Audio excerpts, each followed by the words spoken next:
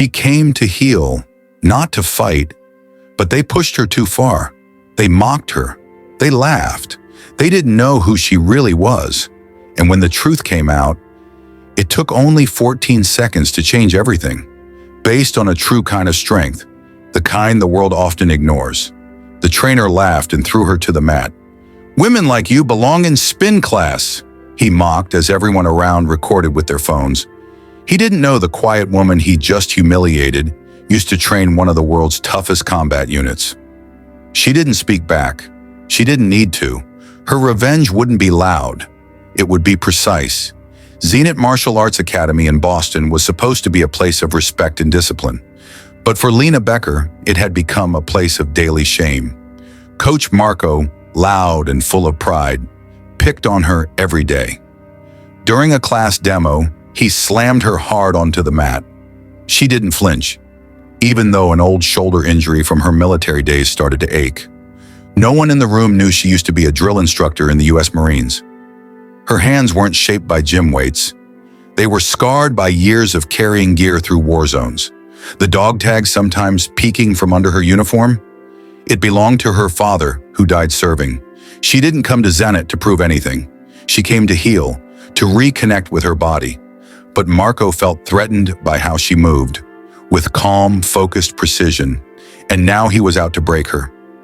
In front of the class, he said loudly, "Some people just don't have what it takes."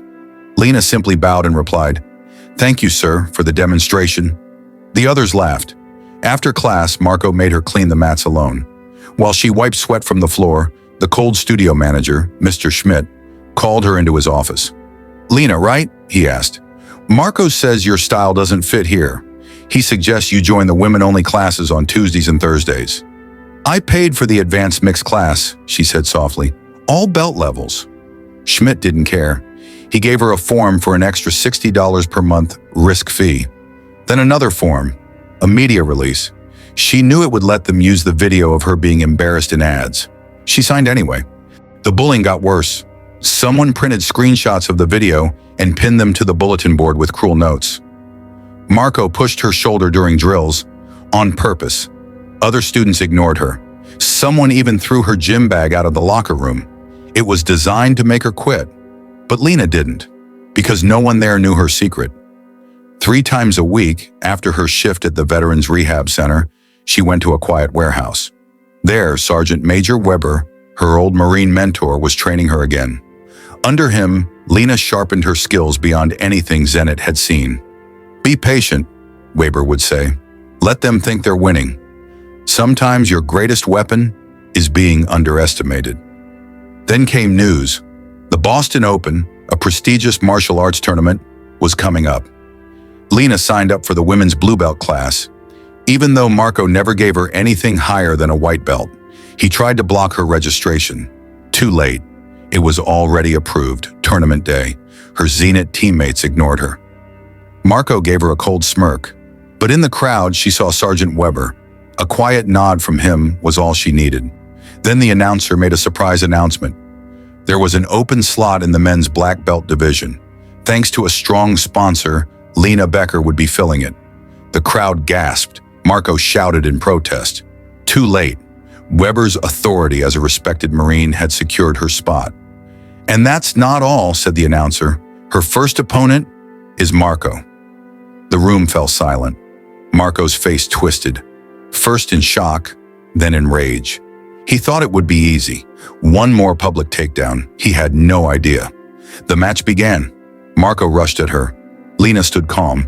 She turned his speed against him, shifted her weight, locked him in a perfect armbar. Marco tapped once, twice, 3 times. Submission. The match was over in 14 seconds. The crowd went wild. The video went viral.